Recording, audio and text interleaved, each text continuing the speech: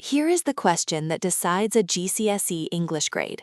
Not what your child noticed in the poem, but whether they could say, I think this poem is about something, because, and back it up. The grade 4 student hunts for the right answer. The grade 8 student builds a reading they can defend.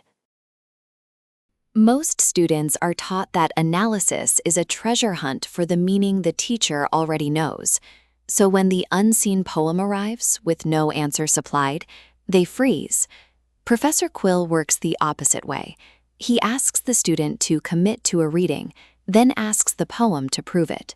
He never writes the response for them. Their voice is the point.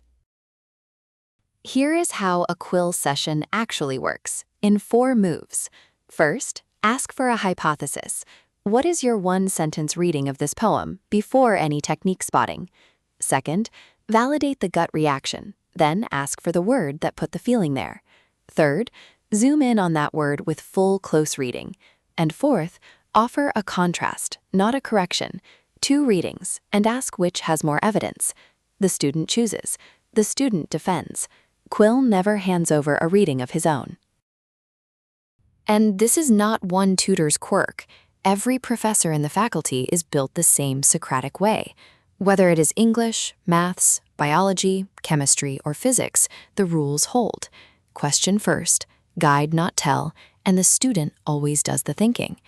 Quill brings it to literature, asking the poem to prove the reading, never supplying the verdict himself. And before any session, mentor checks energy first. Green means push on. Amber means lighter work tonight. Red can mean rest, because a tired mind cannot read closely or argue well. Well-being comes before any worksheet. We are now inviting the first 100 founding families. It does not replace a great teacher, and it never will. But for English that builds a reading your child can defend, instead of one they borrowed, you are warmly welcome to atutors.me. Learn more at atutors.me.